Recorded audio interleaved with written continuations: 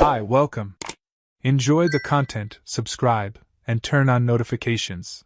Lauren grew up on the same street as Patrick.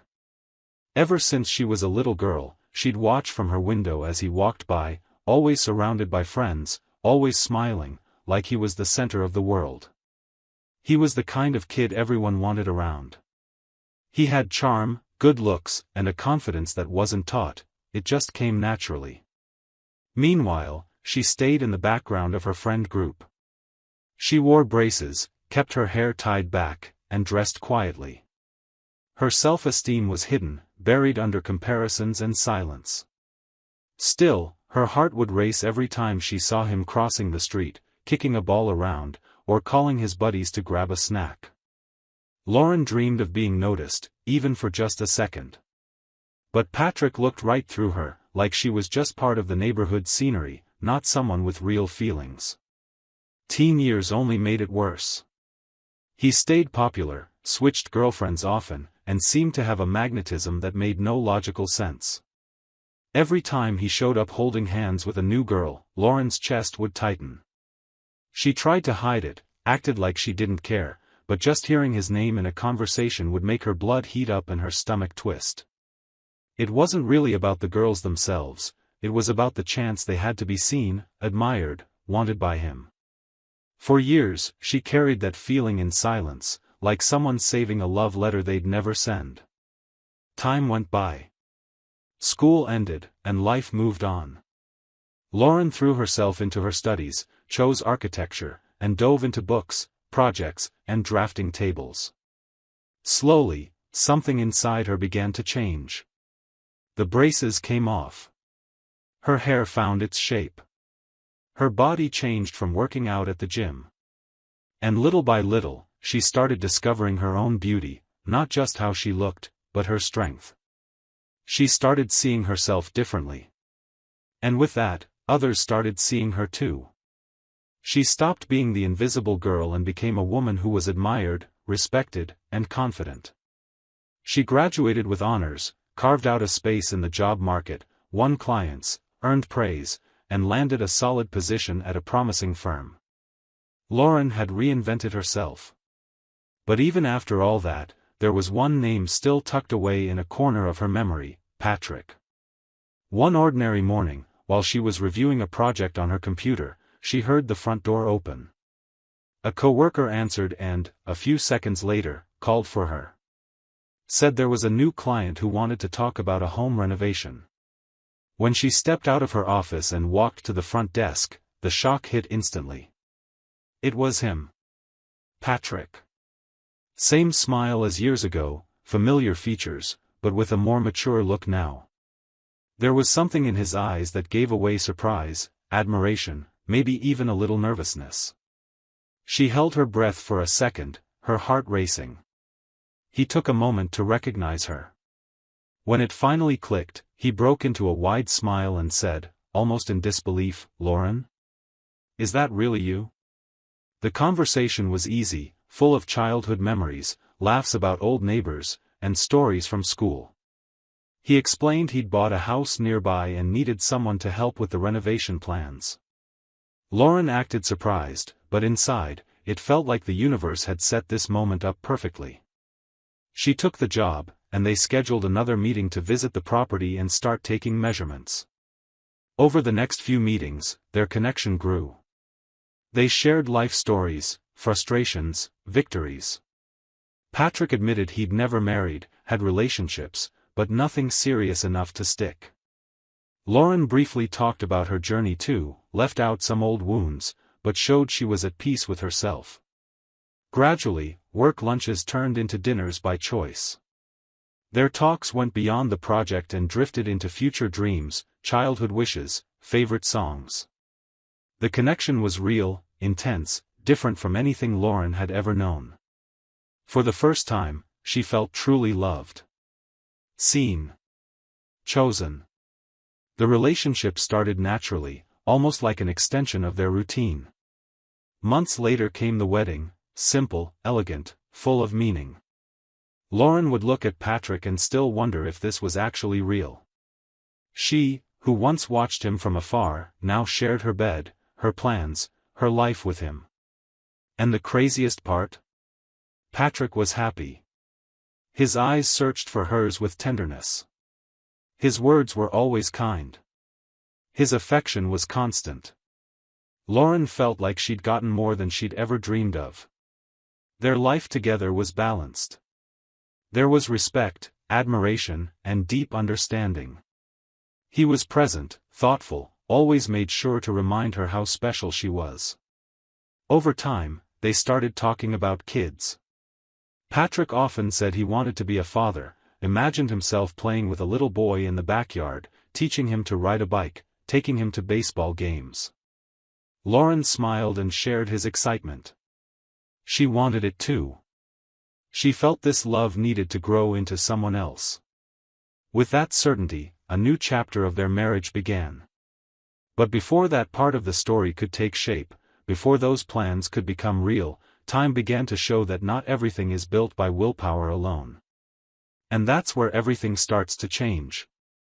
Patrick's biggest dream was to be a father.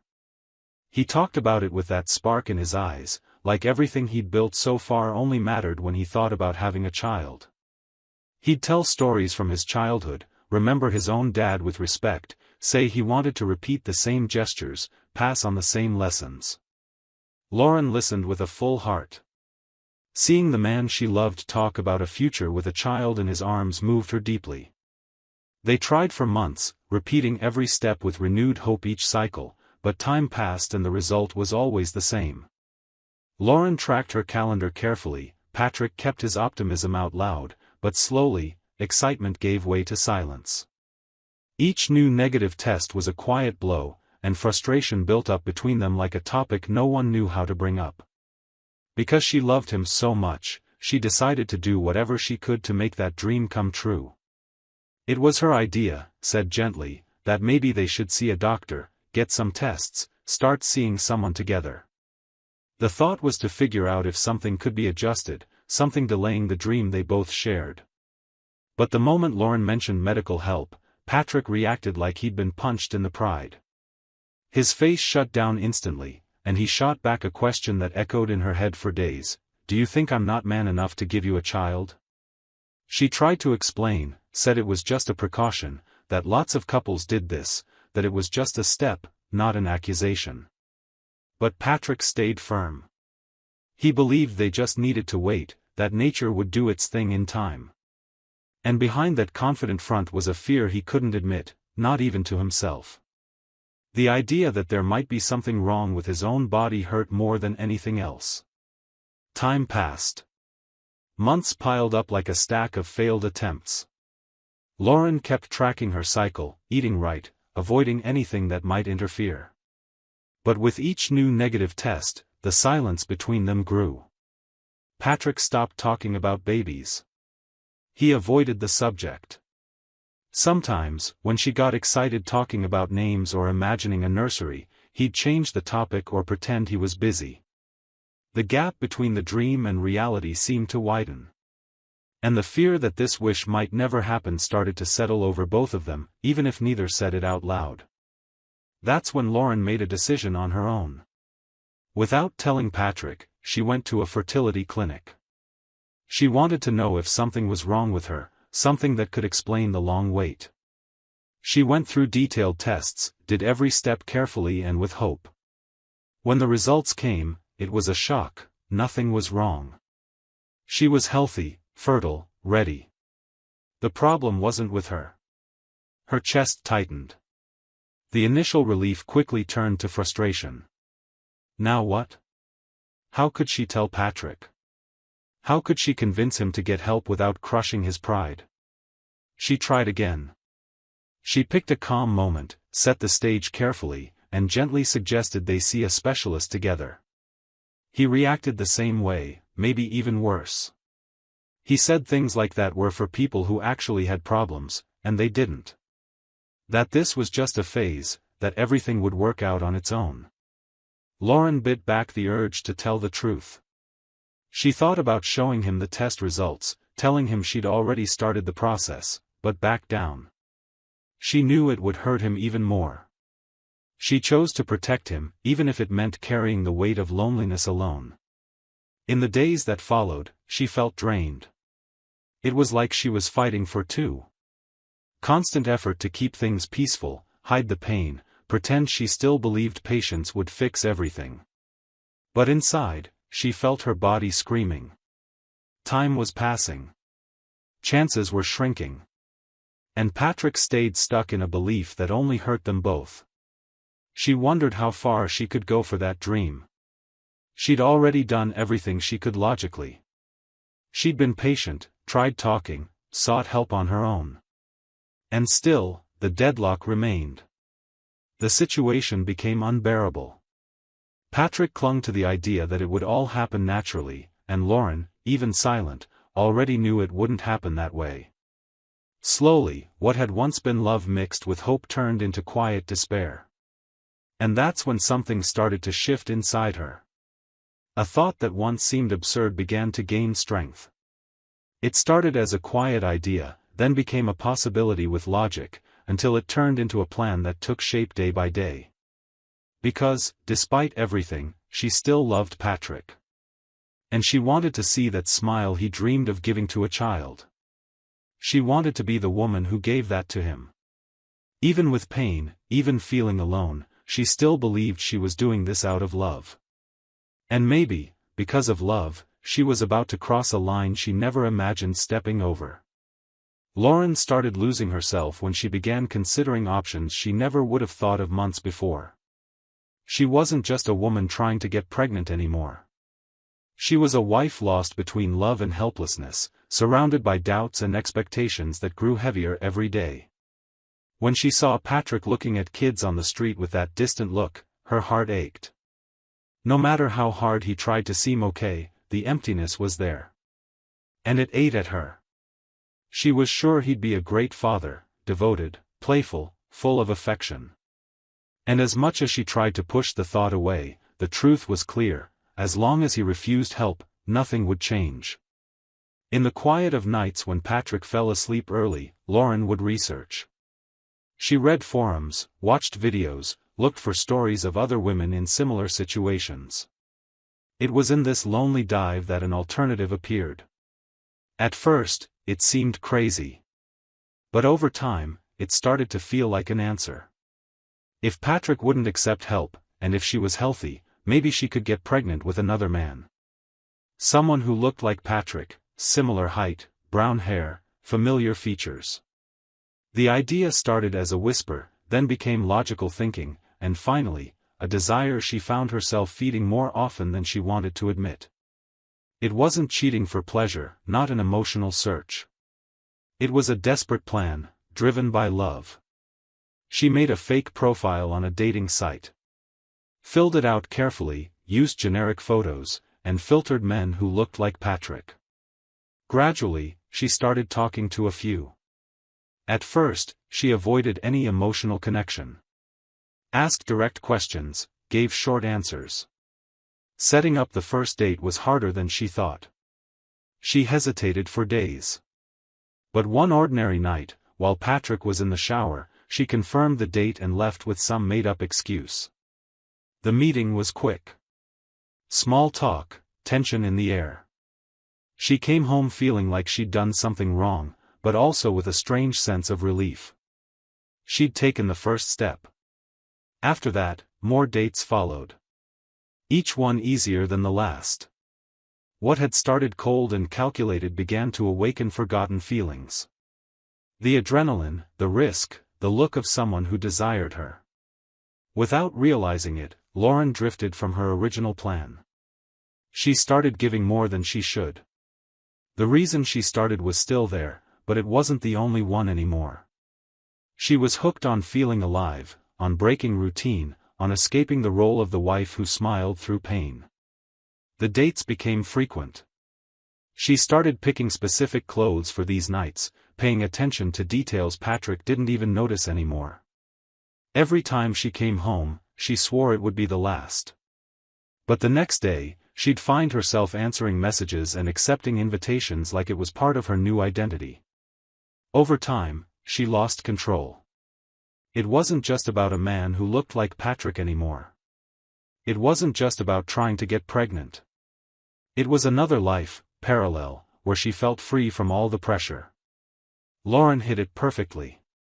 She stayed the devoted wife, present, attentive, caring. She did the grocery shopping, made dinners, praised Patrick's projects.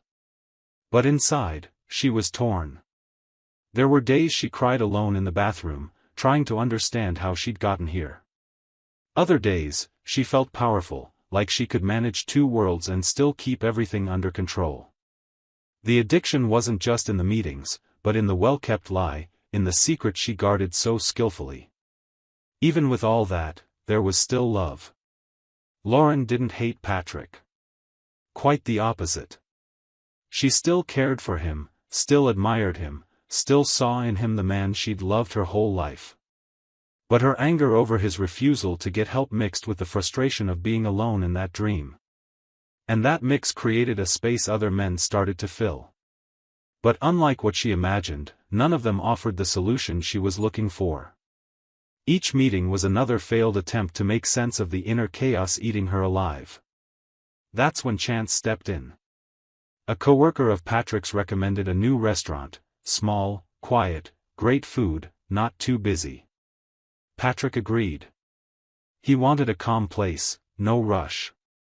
When they arrived, before even fully stepping into the dining room, Patrick stopped.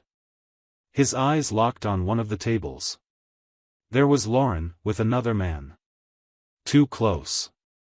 She was smiling, touching his arm, whispering something in his ear with clear intimacy. For a few seconds, Patrick stood frozen. She saw him. The blood drained from her face. The man stood up and left quickly, saying nothing. Lauren stayed seated, stunned, staring at Patrick like she couldn't believe this was happening. Patrick walked over, but didn't say a word. His friend understood in silence, patted his shoulder, and left. She stayed there, motionless.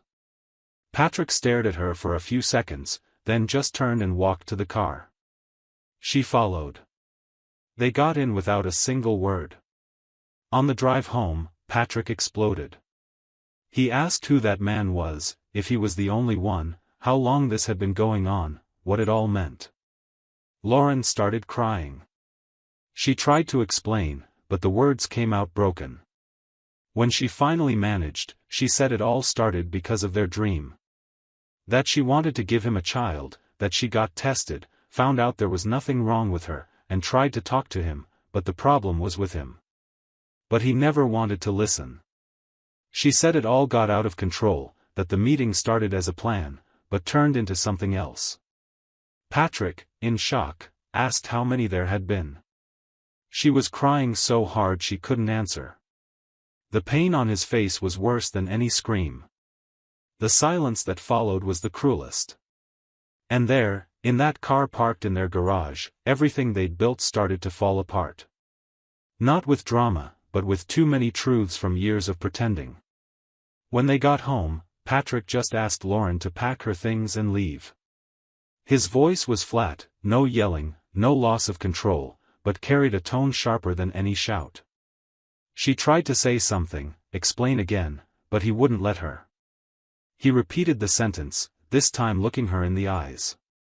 Lauren went upstairs with shaky legs, crying so hard she could barely see what she was putting in her suitcase. Each folded piece felt like it weighed 100 pounds. Each step out of the bedroom was like carrying a piece of her life away.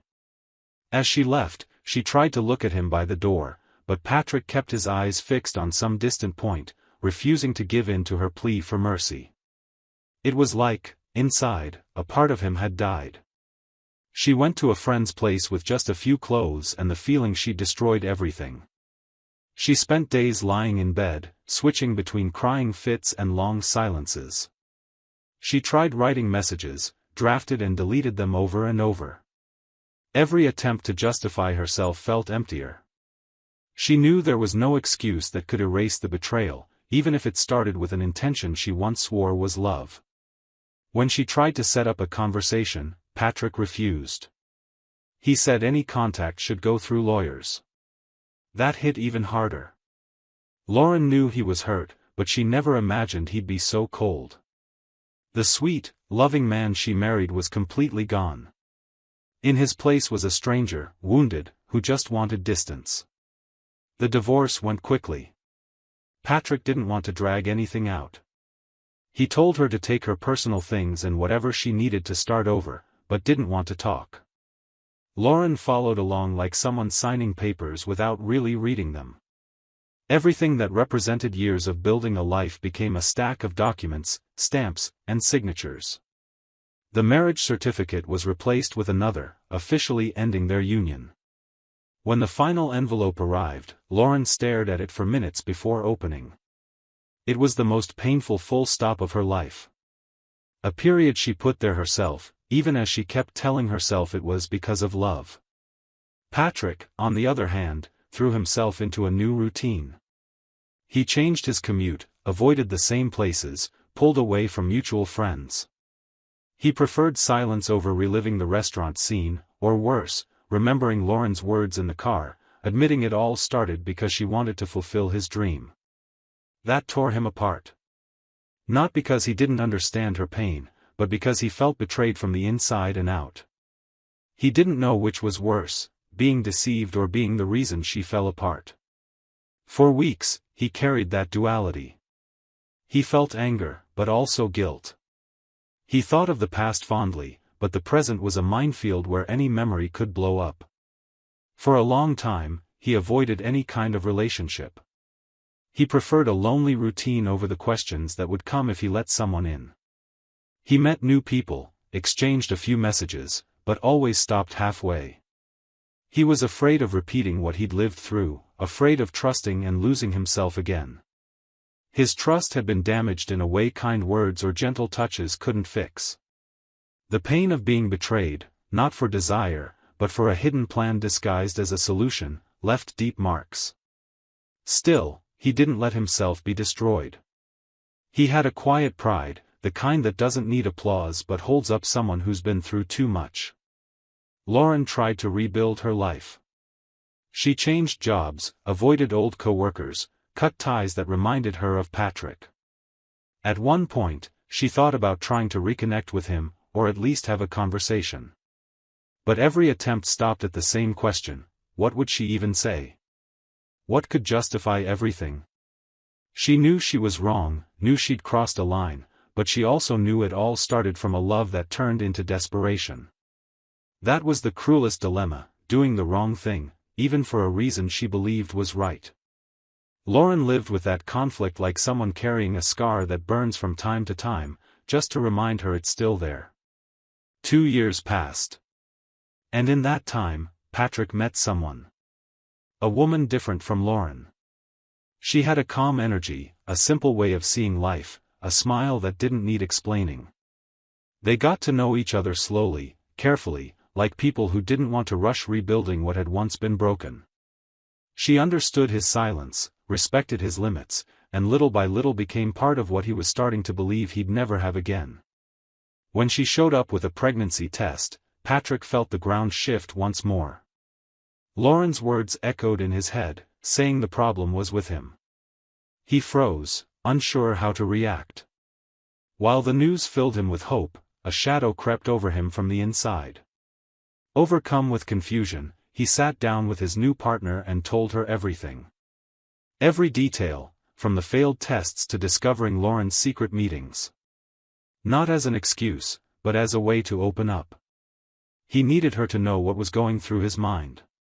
She listened in silence, but by the end, she was crying. She said it hurt to hear that she felt tested by a story that wasn't hers, and that, even so, she understood. Patrick held her hand and apologized. He said he didn't want to doubt her, but he needed to share what he was carrying. She took a deep breath, wiped her tears, and said she'd stay with him. That it wasn't fair for her to pay for old mistakes, but she understood that sometimes, past pain shows up uninvited. And with that gesture, she reignited something in Patrick he thought was lost: trust. Not in others, but in himself. The baby was born on an ordinary morning, no special warning, no movie scene. Patrick was there, next to his new partner, holding her hand as everything unfolded with a kind of intensity that was hard to describe. It wasn't the moment itself that shook him, but what it represented. A child. Something he'd waited for, dreamed of, imagined, and for so long believed he'd never have. When he heard the baby cry, something inside him opened up. The feeling was instant and sharp. It wasn't excitement or relief. It was a deep dive into memories he thought he'd buried. That baby's cry filled a space that had been empty for years. A few minutes later, when the nurse brought the newborn to him, Patrick hesitated. He reached out carefully, but his eyes still wavered. And then he saw the baby's face. And there was no denying it. It was him. His own reflection in a body just minutes old. The features, the shape of the eyes, even the way he scrunched his forehead. That silenced any doubt left. It was his son. The son he once believed he could never have. The son Lauren had tried to give him in every way possible, the wrong way, with wrong choices, but for a reason that now made more sense than he'd ever want to admit. He stood there for a few seconds, staring at the baby in his arms, not saying a word. His new partner, tired, watched from a distance with a mix of emotion and caution. She knew how much this moment meant. She knew that behind that emotional gaze was an old battle being silently won. Patrick didn't say anything to her then, but something changed in the way he looked at her. It wasn't just gratitude.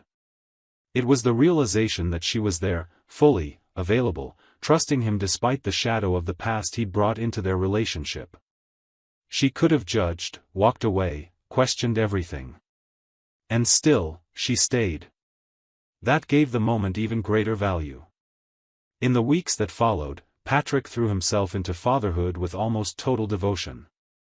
Every diaper change, every sleepless night, every little yawn from his son felt like a gift he lived as if it were a miracle. The old pain was still there, but now it shared space with something bigger. For the first time in a long time, he felt like he had something no one could take away. It wasn't just having a child that changed everything, it was what the child represented. Proof that his story didn't end broken. That rebuilding was possible, even after so much wreckage. Still, there were days when the memory of Lauren surfaced out of nowhere. Not out of romantic longing, but from the awareness that she'd tried, in her own way, to give him this same dream. And failed. He thought of her sometimes when he held the sleeping baby, remembering her words in that car, sobbing, saying she just wanted to see him as a father. It was painful to realize that, deep down, she hadn't lied about that. She'd just chosen a twisted path to fulfill a genuine wish. And that made everything even more complicated. Forgiveness, even if never spoken, started to form inside him. A quiet understanding that grows when time clears what pain once distorted. One day, while sorting through some old boxes he still kept in the guest room closet, he found a letter Lauren had written months after the divorce but he'd never read. It was in an unmarked envelope, lost among old documents and papers. She apologized.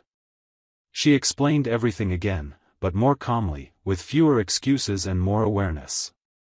She said she accepted his judgment, understood his distance, but that she'd never stopped loving him. She said she didn't want to get back together, didn't expect forgiveness, she just wanted him to know that, despite everything, she still believed he'd be the best father in the world. The letter ended with, "If this ever happens, if some woman gives you what I couldn't, just promise me you'll be everything I always knew you could be." Patrick read the letter a few times. Then he put it back in the box, no tears, no anger. It was just confirmation of what life had already shown. That sometimes, people mess up while trying to do the right thing. That love, as strong as it is, can get lost if it walks alone. And that some destinies are shaped the right way, even after so many wrong steps. The baby was asleep in the crib when he returned to the room. He looked at his son, now a few months older, and was certain of one thing, he'd never need explanations about the past. Because his future was starting clean. No guilt, no debt. with enough love to live it fully. And in that moment, without saying a word, Patrick understood the true meaning of everything he'd lived through. Some pains never go away. But they can make room for something greater. Something that, when it arrives, changes everything. And turns what seemed impossible into a new beginning. Thank you for watching the video. If you enjoyed it, don't forget to subscribe to the channel and turn on notifications so you won't miss any updates. See you next time.